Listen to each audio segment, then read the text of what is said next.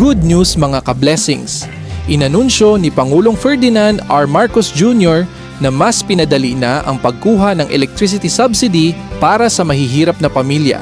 Simula ngayong buwan ng Pebrero, automatiko nang isasama sa Lifeline Rate Subsidy Program ang lahat ng benepisyaryo ng Pantawid Pamilyang Pilipino Program o for Peace. Mas lalo pang nakakagulat dahil ang mga pamilyang kumukonsumo ng 50 kWh pababa kada buwan ay maaaring makakuha ng 100% discount sa kanilang electric bill. Hindi lang yan, mas pinabilis din ang proseso ng net metering program sa ilalim ng Department of Energy para mas madali nang makapag-install ng solar panels at maibenta ang sobrang kuryente sa grid. Layunin ng administrasyon na gawing mas abot kaya, accessible at maaasahan ang kuryente para sa bawat Pilipino.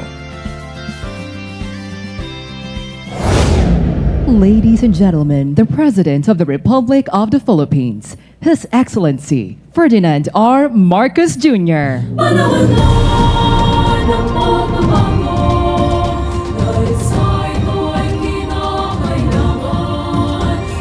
Tayo na magtulong-tulong na maunlarin ang mahal ng bayan.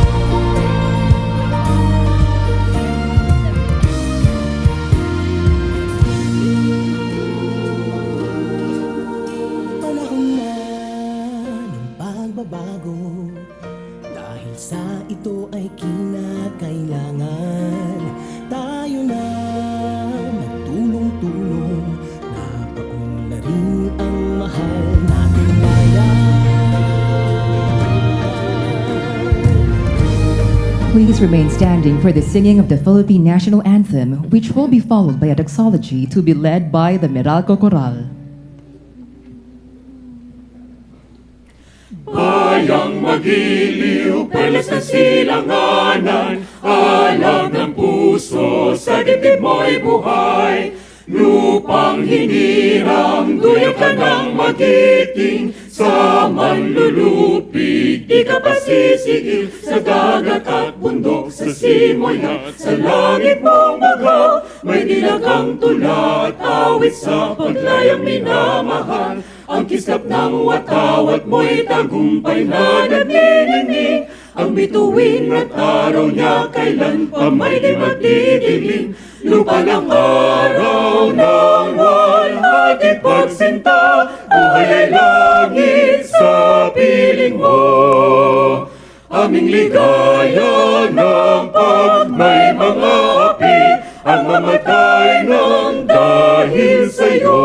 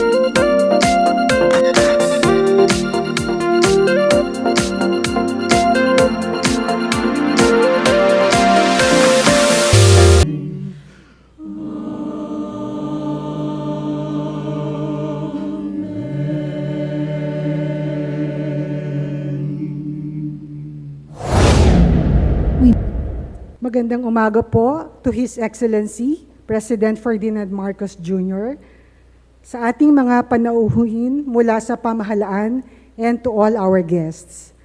Today, we are here to share how Meralco, in partnership with the government, has responded and continues to respond to the priorities you set in your State of the Nation address.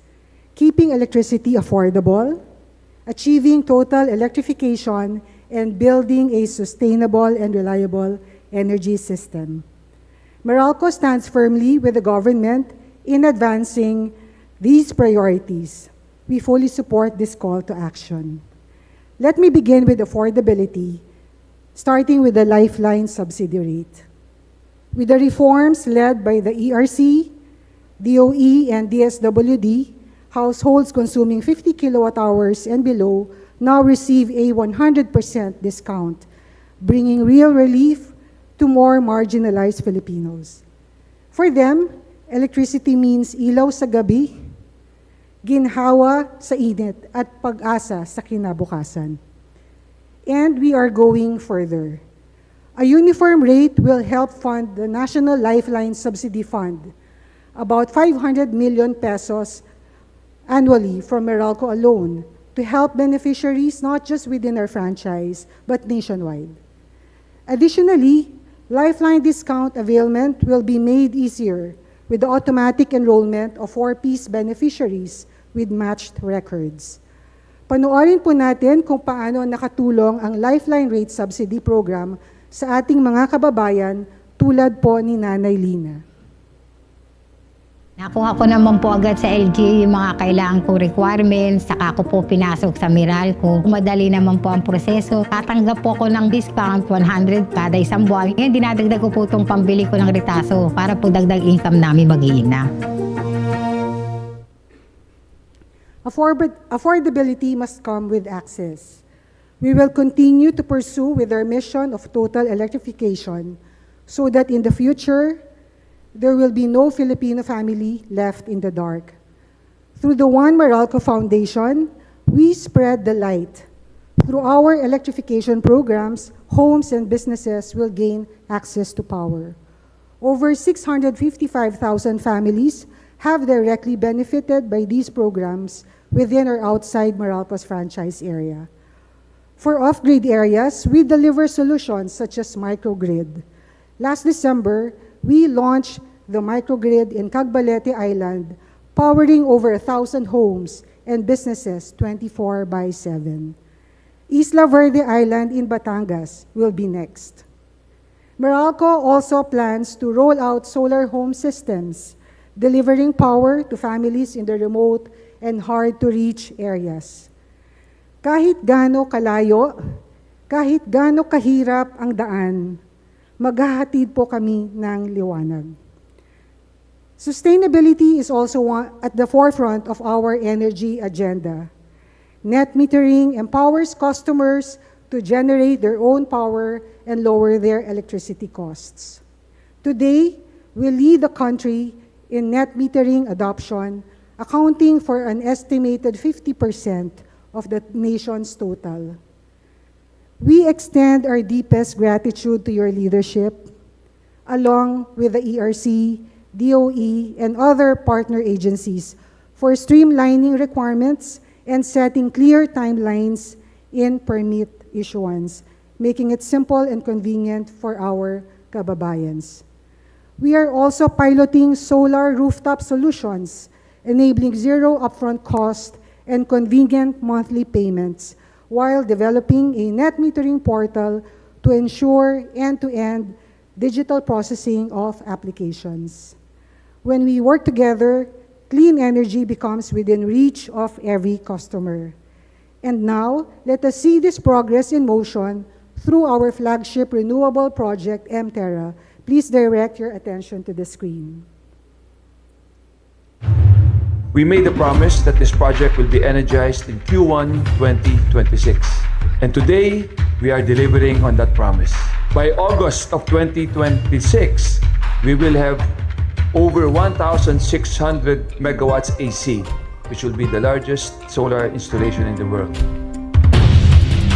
So we extend our deepest gratitude to the government, His Excellency President Ferdinand Bongbong Marcos, for supporting an energy agenda that not only prioritizes security and affordability, but also drives development, growth, and progress nationwide.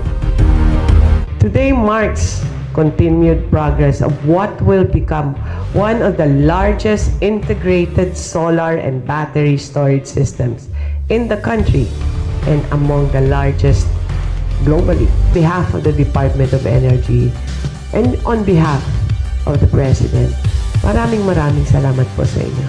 The power to move forward together and the progress that unfolds when reliable, sustainable, and affordable energy reaches communities across the country. We see this as a meaningful step in building the transmission foundation for long-term clean energy integration. Everyone wants to talk about the Terra Solar project. The whole energy industry globally.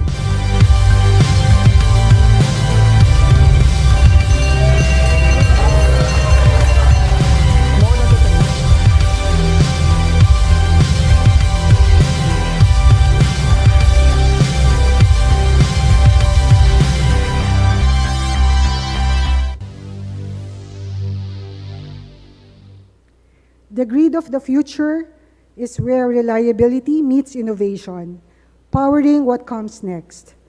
The future grid is possible only when electricity is dependable. That's why we support a diverse energy mix for stability and security, strengthening renewables while recognizing the role of LNG as a critical transition fuel, and exploring nuclear energy as a long-term stable baseload option. Dahil walang kapalit ang kuryenteng maaasahan. At the center of all these initiatives is advanced metering infrastructure, or AMI, the digital backbone that makes energy solutions possible. We will be deploying more than 3 million smart meters in the next 4 years, requiring a substantial investment of 31.3 billion pesos, with plans to cover 100% of our customers in the next 10 years. AMI empowers and unlocks the full value of smart grids by enabling advanced solutions such as prepaid electricity and customer choice programs like retail aggregation. Ultimately, it allows consumers to evolve into prosumers, actively contributing to the energy system. This is how we move toward the smarter grid. Mas malinaw, mas kontrolado, mas panatag ang bawat Pilipino. Mr. President, we extend our deepest gratitude for your leadership. These milestones are made possible through the reforms of your administration, ensuring that the benefits are felt where they matter most, in every Filipino home. We fulfill our shared mission. Together, we power better lives today and for generations to come. Ito ang serbisyong may malasakit. Ito ang liwanag na hatid natin sa bawat Pilipino. Maraming salamat po.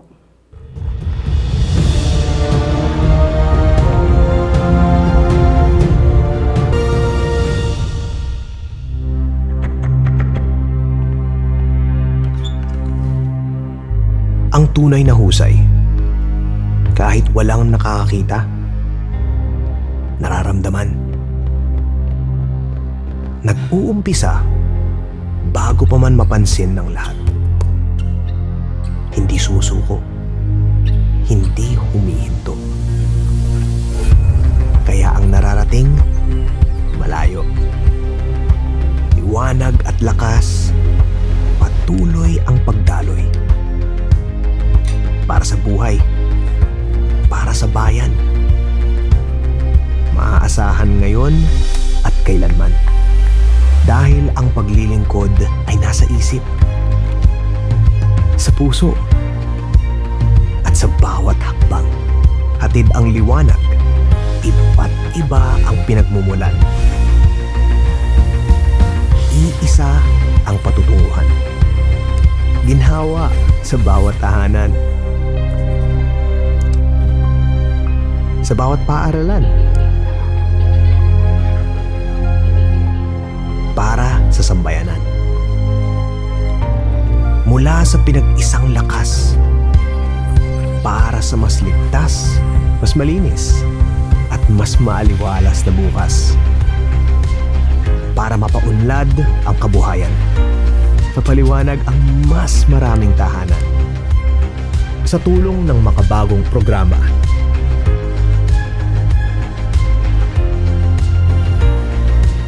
sandigan ng serbisyong makabago, hindi nagpapahuli sa mundo.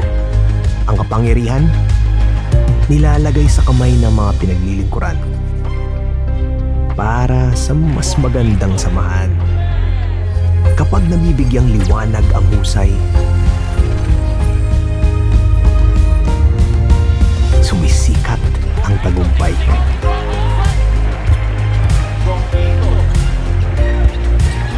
Lumiliwanag ang mas magandang buhay. One Meralco Group. Kasama mo sa liwanag at pagsulong, ngayon at bukas.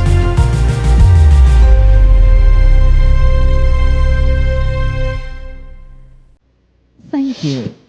At this point, may we call on Energy Secretary Sharon Escarin to introduce our guest of honor and keynote speaker.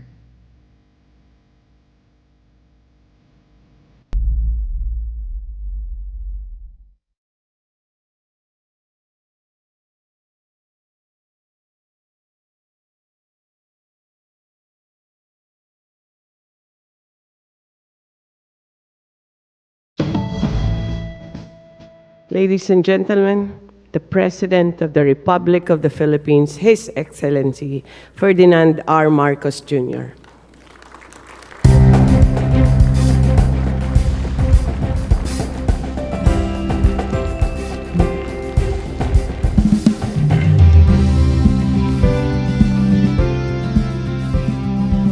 Thank you, Secretary Sharon Garin of the Department of Energy. Please take your seats. Information and Communications Technology Secretary Henry Aguda and the other members of the Cabinet that are here present. And of course, our very valuable partner in not only these programs for the provision of power for even the most isolated places, Meralco Chairman and Chief Executive Officer Manny Pangilinan, the ERC Chairperson and CEO Francis Saturnino Juan, and the other commissioners who are here present, Meralco executives and personnel, local government units officials, fellow workers in government, distinguished guests, magandang umaga po sa inyong lahat. Ano man ang ating pinanggagalingan at ang ating kalagayan sa buhay, hindi natin maikakaila na mahalagang bahagi ng ating araw-araw na pamumuhay ay ang kuryente. Sa maraming paraan, ang kuryente ay ang nagsusulong sa ating pag-uunlad. Kaya't malinaw ang ating direksyon. Palawakin ang koneksyon, palakasin ang kapasidad, at gawing abot kaya ang presyo ng kuryente para sa bawat Pilipino. I am heartened to see that government and key stakeholders like Meralco continue to work in alleviating the burdens of our people. Marami sa ating mga kababayan, lalo na ang mga nasa liblib na lugar, ang nangangailangan ng mas abot kaya at maaasahang kuryente. Kapag may kuryente, may ilaw ang kaagapay, ang ating mga nanay na sa pagluluto, may liwanag, nagagabay sa ating mga anak sa kanilang pag-aral, at may masasandalang lakas ang maliliit na mga negosyante. Alam po ninyo na noong isang taon, pinagtuunan ko talaga ang pansin itong lifeline rate na ating napapag-usapan. Sabi ko, ang tagal na nitong programang ito, ngunit bakit ang liit lamang ng bilang ng pamilya na nakikinabang dito? Ang sagot, masyadong masalimuot ang mga requirement. Mahirap ka na nga, kailangan mo pang patunayan na mahirap ka. Noong Nobyembre 2025, mahigit 334,000 consumer na ang nakarehistro sa ilalim ng Lifeline Rate Subsidy Program or LRSP. Ito ay halos 11% lamang ng inaasahang higit 3 milyong benepisyaryo ng 4Ps. Kaya po ginawa nating simple ang patakaran. Hindi na kailangan mag-apply ng 4Ps natin. Basta't nasa listahan ka at pasok ang konsumo mo sa limit, may diskwento ka sa kuryente. Ngayong buwan, ipapatupad natin kasama ng distribution utilities o DU ang automatic registration ng lahat ng benepisyaryo ng 4Ps sa ilalim ng LRSP. Ito ang uri ng pamamahalaang ating itinataguyod. Hindi dapat ang Pilipino ang naghahabol sa tulong. Ang tulong ang dapat ang lumapit sa mga Pilipino. Nagtakda kami ng bagong lifeline consumption threshold upang magiging patas ang pagbibigay ng diskwento. Anuman ang inyong DU at lokasyon. Kapag benepisyaryo ka ng 4-piece na nasa 50 kilowatt-hours pababa ang iyong konsumo, makakakuha ka ng 100% diskwento sa kuryente. Para naman sa mga kababayan nating nasa poverty threshold, ngunit hindi kasama sa 4-piece at maliit lang ang konsumo sa kuryente, maaari naman kayong magparehistro sa LRSP. At habang pinapagaan natin ang singil sa kuryente, tinutulungan nating guminhawa ang buhay ng mamamayan at pinabibilis ang landas tungo sa mas malinis na enerhiya. These days, I see many households installing solar panels to save on electric bills. I myself, in Ilocos Norte, installed on our house the solar panels. And what I learned, based on personal experience, was that it was very hard to sell excess electricity to the grid, only because the procedures were not in place. It was not because it was not an unwillingness of our electrical cooperatives to do it. It was simply because they didn't know what to do and how to go about it, what forms to fill, what arrangements to make, how to price the credit that from the electricity that you are putting back into the grid. This net metering program enables households now and businesses to install renewable energy systems such as solar panels and sell surplus electricity back to the grid, lowering their bills while contributing to the power supply. This program has been around for more than a decade, institutionalized under Republic Act number 9513 or the Renewable Energy Act. But the lack of clear rules and capacity building for electrical cooperatives made it so frustrating to apply for net metering. Now, after sitting down with the Department of Energy and the ERC, we have found a way to make it easier for our people to participate in the net metering program. Upang mapadali pa ang proseso, nilagdaan ng DOE, DILG at DPWH ang Joint Memorandum Circular na nag-uutos sa mga lokal na pamahalaan na gumamit ng standardized application form at sumunod sa itinakdang turnaround time kapag kumpleto ang mga requirement.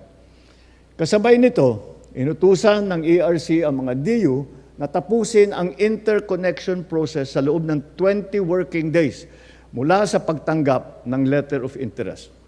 Sa madaling salita, mas malinaw ang patakaran at mas mabilis ang proseso. This administration will continue to work hard and hand in hand with the private sector in crafting processes, policies that make electricity accessible, affordable, and reliable. Ito ay bahagi ng ating mas malawak na misyon. Isang bansang may matatag na enerhiya, malinaw na direksyon, at inklusibong pag-uunlad. In the spirit of partnership, let me recognize, of course, the continued support of Meralco, our largest distribution utility, for its critical role in advancing our energy goals.